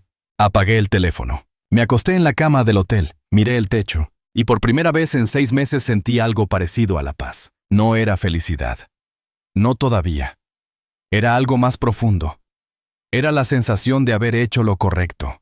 De haber usado mi voz cuando muchos la pierden. de haber luchado por mi dignidad cuando otros simplemente se rinden. Elena habría estado orgullosa. Lo hice, amor. Susurré al silencio de la habitación. Finalmente lo hice. Esa noche dormí bien. Mejor de lo que había dormido en meses. Sin el zumbido de la lavadora. Sin el peso de la humillación. Sin la sensación de ser invisible. Cuando desperté el viernes por la mañana, el sol entraba por la ventana de mi habitación de hotel. Una ventana de verdad. Con vista a la calle. Con vida afuera. Encendí mi teléfono. Los mensajes habían seguido llegando toda la noche. 117 llamadas perdidas. 93 mensajes. Pero ahora no todos eran de Roberto. Había mensajes de números desconocidos. Mensajes de apoyo. Mensajes de personas ofreciendo ayuda. Uno decía: Señor Eduardo, soy dueño de un pequeño apartamento en Salamanca. Está vacío. Puede quedarse ahí el tiempo que necesite. Sin renta. Es lo menos que puedo hacer después de ver su historia. Otro: Señor Castellanos, tengo una habitación libre en mi casa. Somos una familia grande, ruidosa, pero amorosa. Sería un honor tenerlo. Y otro más: Eduardo, también abandoné a mi padre antes de que muriera. Ver su historia me hizo llorar toda la noche. Ojalá pudiera volver atrás. Gracias por recordarme lo que perdí. Lágrimas corrieron por mis mejillas. Pero no eran lágrimas de tristeza. Eran lágrimas de gratitud, de conexión humana, de saber que no estaba solo. Mi historia había tocado algo profundo en la gente. Bajé a desayunar al pequeño comedor del hotel. Una pareja mayor estaba ahí. Me miraron. La mujer se acercó. ¿Es usted el señor de la televisión? Asentí un poco avergonzado. Dios lo bendiga, dijo tomando mi mano. Mi esposo y yo vimos su entrevista anoche. Lloramos juntos. Usted es muy valiente. Gracias, logré decir. El esposo también se acercó. Si necesita algo, lo que sea, aquí tiene amigos. Esto continuó todo el día. En el hotel, en la calle, en la cafetería donde compré un café. Personas reconociéndome. Personas ofreciendo ayuda. Personas compartiendo sus propias historias. España entera estaba hablando de mí. Del padre abandonado. Del hombre que se atrevió a decir la verdad. Patricia me llamó a mediodía. Eduardo, ¿viste las noticias, los números? No. El video tiene ya 5 millones de vistas. 5 millones en menos de 24 horas. Es viral. Completamente viral. Todos los periódicos hablan de ti. Todos los programas de radio. Eres tendencia número 1 en Twitter. 5 millones, no podía ni imaginármelo. Hay algo más. Continuó Patricia. Hemos recibido cientos de llamadas. Personas queriendo ayudarte. Ofertas de trabajo. Invitaciones a programas. Y Eduardo, hay abogados ofreciendo representarte gratis. Dicen que lo que te hicieron podría constituir abuso de persona mayor. No quiero demandar a mi hijo. Lo sé, pero pensé que debías saberlo. Las opciones están ahí. Gracias, Patricia, por todo. No, gracias a ti. Por confiar en nosotros, por ser tan valiente. Colgué. Mi teléfono sonó inmediatamente. Era Sofía. Mi hija. La que vivía en Sevilla. La que apenas había llamado en meses. Dudé. Luego contesté. Papá. Su voz sonaba rota. Llorosa. Papá, acabo de ver la entrevista. Alguien me envió el link esta mañana. Yo no sabía. No sabía que Roberto te estaba tratando así. No lo sabías porque no preguntaste. Dije con suavidad pero con firmeza. Lo sé y lo siento tanto. Después de que mamá murió yo, me refugié en mi vida aquí, en Javier, en mi trabajo. Y te abandoné cuando más me necesitabas. Escuché su llanto al otro lado de la línea. Papá, por favor, perdóname. Quiero compensarte. Quiero que vengas a Sevilla, a vivir con nosotros. De verdad. No como Roberto, de verdad. Sofía, tenemos una casa grande. Una habitación con ventana al jardín, con baño privado. Y Javier está de acuerdo. Él también vio la entrevista. Está avergonzado de cómo te tratamos. Ambos lo estamos. Su sinceridad sonaba real, pero había sido lastimado demasiado recientemente. Necesito tiempo, hija, dije. Necesito pensar. Lo entiendo. Pero papá, por favor, no desaparezcas. Déjame ayudarte. Déjame ser la hija que debí ser. Lo pensaré. Te amo, papá. Siempre te he amado. Solo me perdí en el camino. Yo también te amo, Sofía. Colgamos. 2 hijos.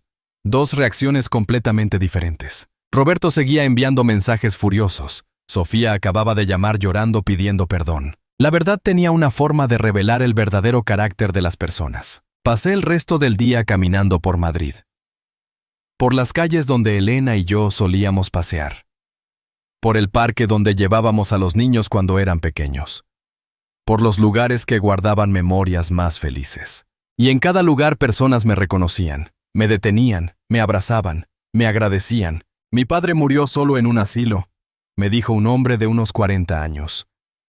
Yo estaba demasiado ocupado para visitarlo. Su historia me hizo darme cuenta de lo que perdí, del tiempo que desperdicié. Voy a llamar a mi mamá ahora mismo, dijo una mujer joven. Hace 2 meses que no hablo con ella. Gracias por recordarme lo que importa. Historia tras historia. Corazón tras corazón. Mi dolor personal se había convertido en una lección colectiva. Por la tarde volví al hotel. Había un sobre esperándome en recepción. Llegó hace 1 hora, dijo el recepcionista. Lo trajo un mensajero. Abrí el sobre en mi habitación. Era una carta, escrita a mano, con letra temblorosa. Estimado señor Castellanos, mi nombre es Carmen Rodríguez. Tengo 82 años. Vivo sola en un pequeño apartamento en Vallecas. Mis 2 hijos viven en el extranjero y casi nunca llaman. Vi su entrevista anoche. Lloré durante horas, porque vi mi propia historia en la suya. El abandono, la soledad, la sensación de ser invisible. Pero su valentía me inspiró. Mañana voy a llamar a la Asociación de Personas Mayores de mi barrio. Voy a compartir mi historia también. Porque usted me enseñó que quedarse callado es permitir que el abuso continúe. Gracias, Eduardo. Gracias por darme voz a través de la suya. Con admiración y gratitud, Carmen. Leí la carta 3 veces. Luego la guardé cuidadosamente en mi billetera, junto a la última fotografía que tenía de Elena. Esto era por lo que lo había hecho. Por Carmen. Por los miles como Carmen. Por todos los padres y madres que sufrían en silencio.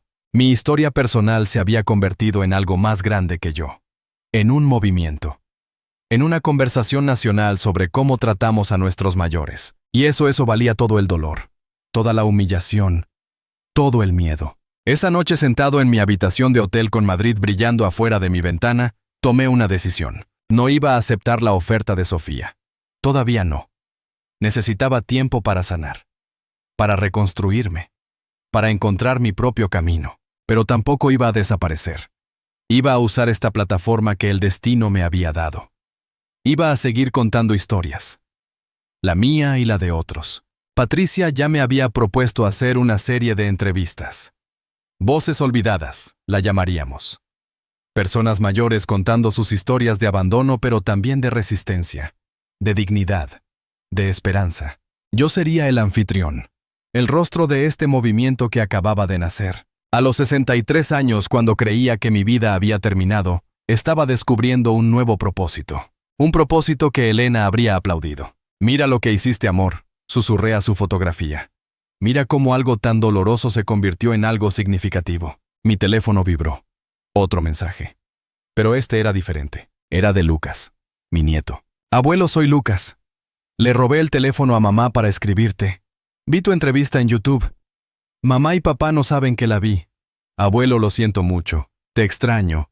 ¿Puedo verte pronto? Te quiero. Mi corazón se rompió y se reparó al mismo tiempo. Los niños. Ellos no tenían culpa. Ellos también eran víctimas de esta situación. Le respondí. Yo también te extraño, campeón. Y sí nos veremos pronto. Te lo prometo. Te quiero mucho. No sabía cómo ni cuándo, pero esa era una promesa que iba a cumplir. Porque al final de eso se trataba todo esto. No de venganza, no de destruir a Roberto. Se trataba de dignidad. De verdad. De asegurarse de que la próxima generación aprendiera a tratar a sus mayores con respeto. Se trataba de Lucas y Martina.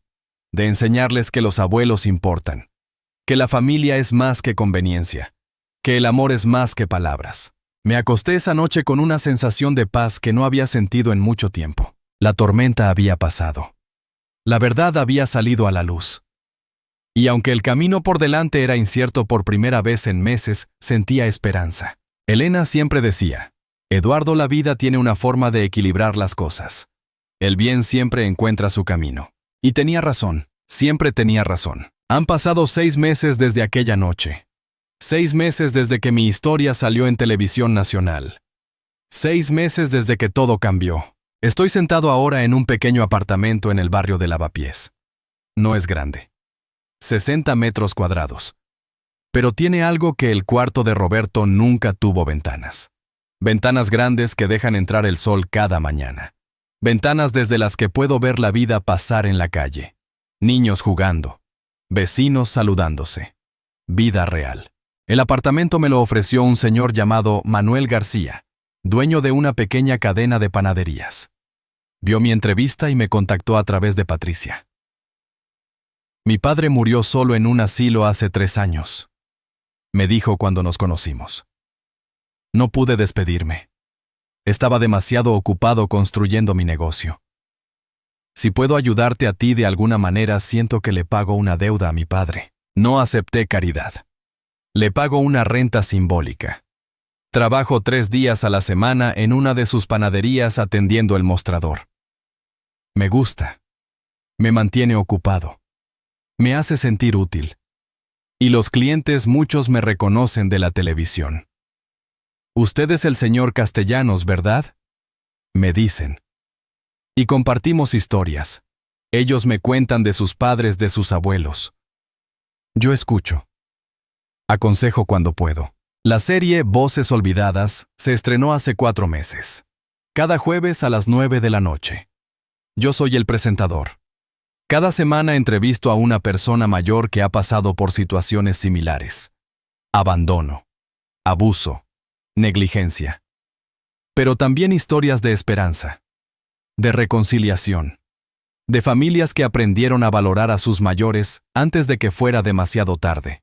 El programa tiene un éxito moderado. No somos el show más visto de la televisión. Pero tenemos una audiencia fiel, leal.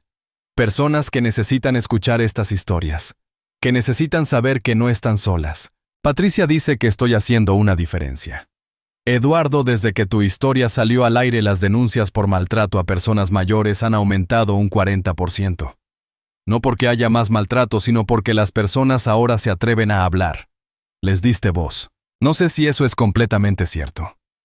Pero me gusta pensar que sí, que mi dolor sirvió para algo más grande que yo. De Roberto no he sabido mucho. Los primeros días después de la entrevista me llamó docenas de veces. Mensajes furiosos. Luego mensajes suplicantes. Luego nada. Sofía vino a visitarme hace 3 meses. Viajó desde Sevilla. Pasamos el día juntos. Caminamos por el Retiro. Comimos en un restaurante pequeño que a Elena le encantaba. Hablamos. De verdad hablamos. Por primera vez en años. Papá, me dijo mientras tomábamos café después del almuerzo. Sé que no puedo borrar el tiempo perdido. Sé que fui una hija terrible después de que mamá murió. Me refugié en mi vida y te dejé solo cuando más me necesitabas. Sofía, no, déjame terminar. Tenía lágrimas en los ojos. Ver tu entrevista me destrozó. Pero también me despertó. Me hizo darme cuenta de que estaba cometiendo el mismo error que Roberto. Estaba dejando que el tiempo pasara creyendo que siempre habría otra oportunidad para llamarte para visitarte. Tomó mi mano sobre la mesa. Quiero recuperar el tiempo perdido. Sé que no puedo, pero quiero intentarlo. ¿Me dejarás intentarlo? La perdoné. Porque eso es lo que se hace con la familia. Porque ella, a diferencia de Roberto, reconoció su error. Porque mostró verdadero arrepentimiento. Ahora hablamos 2 veces por semana. Ella y Javier me invitaron a pasar la Navidad con ellos en Sevilla. Acepté. Los niños Lucas y Martina, eso ha sido más complicado. Roberto me envió una carta legal hace 4 meses, a través de un abogado, prohibiéndome contactar a sus hijos, amenazando con una orden de restricción si intentaba acercarme a ellos. Esa carta me dolió más que todo lo demás. Porque los niños eran inocentes. Eran víctimas de esta situación tanto como yo. Pero Patricia me puso en contacto con una abogada especializada en derechos de abuelos. Se llama Mercedes Soto. Tiene 70 años, lleva 40 años ejerciendo y es una leona en los tribunales. Eduardo, me dijo en nuestra primera reunión. En España los abuelos tienen derecho legal a mantener contacto con sus nietos.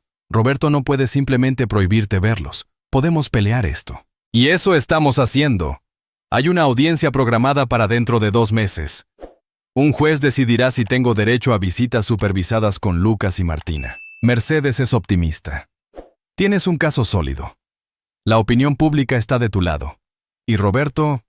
Bueno, Roberto no sale bien parado en todo esto. Es verdad. La vida de Roberto cambió también. Su empresa lo puso en licencia administrativa 2 semanas después de la entrevista. Demasiada publicidad negativa. Su nombre quedó manchado. La gente lo reconocía en la calle. No de manera positiva. Valeria, según me contó Sofía, lo dejó. Se llevó a los niños y se mudó con su madre. Pidió el divorcio.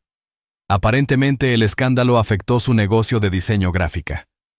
Los clientes no querían estar asociados con la mujer que quería meter al suegro en un asilo. No siento satisfacción por eso. No siento alegría por el sufrimiento de Roberto. Solo siento una tristeza profunda. Porque no tenía que terminar así.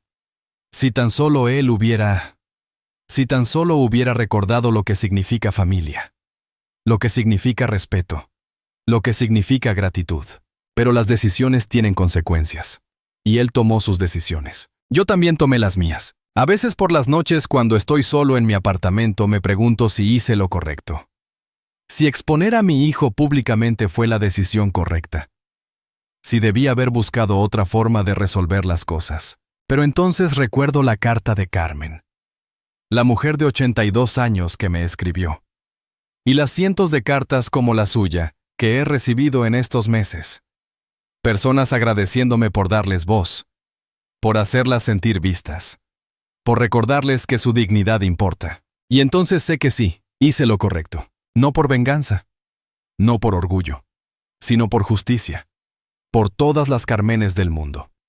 Por todos los padres y madres que sufren en silencio. Elena aparece en mis sueños a veces. Luce joven como cuando nos conocimos. Siempre está sonriendo. Lo hiciste bien, amor, me dice. Estoy orgullosa de ti. ¿Tú crees?, le pregunto. Sé que sí. Porque te mantuviste fiel a ti mismo. Porque no dejaste que te arrebataran tu dignidad. Porque luchaste. Y cuando despierto siento su presencia. Como si todavía estuviera aquí guiándome. La vida ahora es tranquila. Simple. No tengo mucho. Este apartamento pequeño. Mi trabajo en la panadería. Mi programa de televisión. Mis nuevos amigos en el barrio. Pero tengo algo que no tenía en la casa de Roberto Paz. Paz de saber que estoy viviendo según mis propios términos. Que no soy una carga para nadie. Que estoy contribuyendo. Que mi vida todavía tiene propósito. Hace 2 semanas pasé por la casa que construí con Elena. La casa donde crecieron mis hijos. No había planeado hacerlo. Simplemente estaba caminando por el barrio y mis pies me llevaron ahí. La nueva familia ha cuidado bien la casa. El jardín está más bonito que nunca. Hay juguetes en el césped. Una bicicleta pequeña. Risas saliendo de las ventanas abiertas. Me quedé parado ahí mirando. Y no sentí tristeza. Sentí gratitud. Gratitud de que esa casa siga siendo un hogar. Que siga albergando amor. Que siga siendo lo que Elena y yo quisimos que fuera. Gracias, amor, susurré. Por todos esos años felices. Una mujer salió de la casa. La madre de la familia nueva. Me vio parado ahí. ¿Puedo ayudarlo?, preguntó con cautela. Perdón, dije. Yo construí esta casa. Hace muchos años. Solo quería verla una vez más. Su expresión cambió. Se suavizó. ¿Usted es el señor Castellanos, el de la televisión? Asentí. Oh, Dios mío, espere aquí. Corrió adentro. Volvió con su esposo. Señor Castellanos, dijo el hombre. Es un honor. Queríamos agradecerle. Cuando compramos esta casa sentimos su amor en cada rincón. En cada detalle. Nuestra familia es feliz aquí gracias a lo que usted construyó. Me invitaron a entrar. A ver lo que habían hecho con el lugar. Respetando la estructura original pero agregando sus propios toques.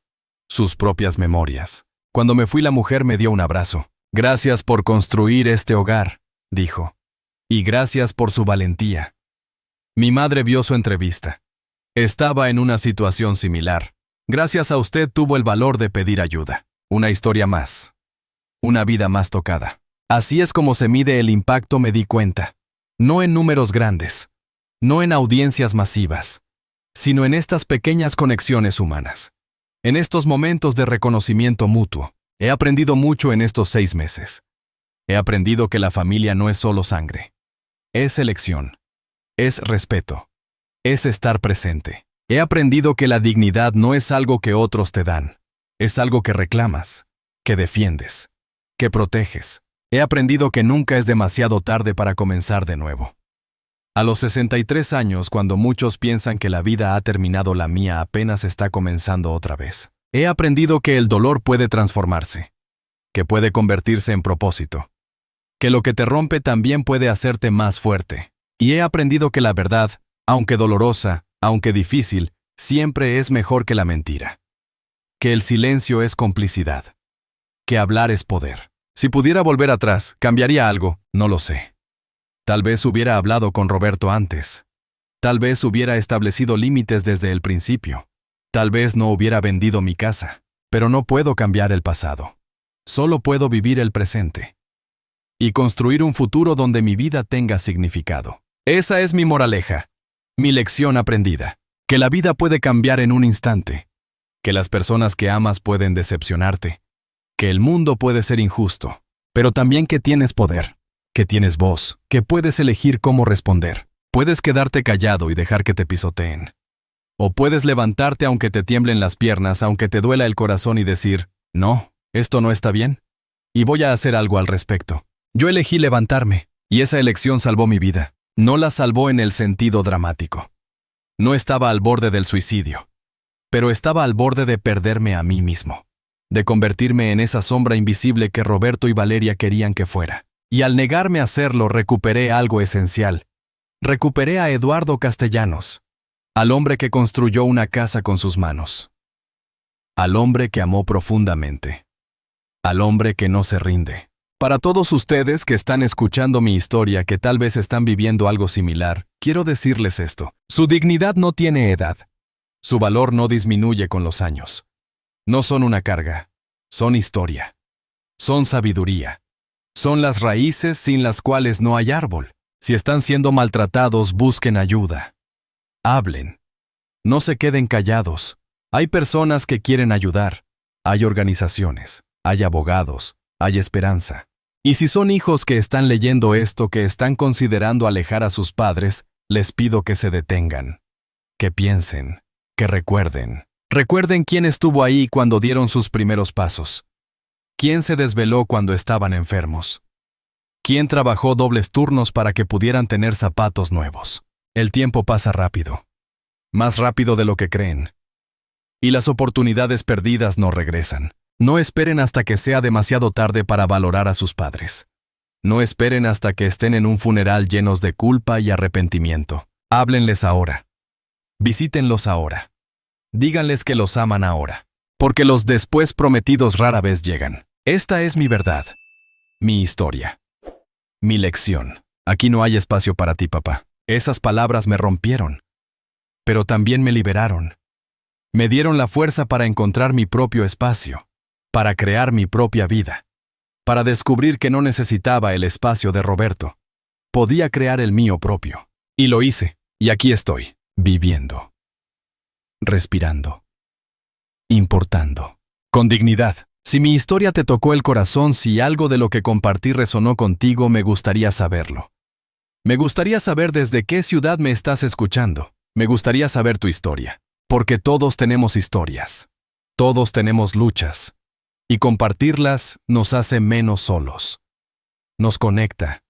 Nos recuerda que somos humanos con todo lo hermoso y lo roto que eso implica. ¿Has vivido algo similar? ¿Estás pasando por esto ahora mismo? No estás solo. Te lo prometo. Hay ayuda. Hay esperanza. Hay vida después del abandono. Si eres padre o madre y temes terminar así, protégete. Busca asesoría legal. Haz un testamento claro. Mantén tu independencia financiera el mayor tiempo posible. Y sobre todo, rodéate de personas que te valoren. La familia no siempre es sangre. Si eres hijo o hija, no esperes. Llama a tus padres hoy. Visítalos esta semana. Diles que los amas, porque el mañana no está garantizado. Comparte esta historia con alguien que necesite escucharla. Con ese amigo que no ha hablado con sus padres en meses. con esa persona que está considerando meter a su padre en un asilo solo por conveniencia. Con cualquiera que necesite recordar que la familia es más que obligación. Es amor en acción. Cada semana comparto una nueva historia en Voces Olvidadas. Personas que encontraron justicia después del dolor. Familias que se reconciliaron antes de que fuera demasiado tarde. Esperanza en medio de la oscuridad. Porque al final de eso se trata todo esto. No de venganza, no de amargura, sino de esperanza. De creer que podemos ser mejores, que podemos aprender, que podemos cambiar. Un abrazo fuerte desde Madrid. Desde mi pequeño apartamento en Lavapiés. Desde mi nueva vida que aunque no es perfecta es mía. Gracias por escucharme. Gracias por ver mi humanidad cuando mi propio hijo dejó de verla. Gracias por recordarme que todavía importo. Y recuerden, la dignidad no tiene edad. Eduardo Castellanos, 63 años, Madrid.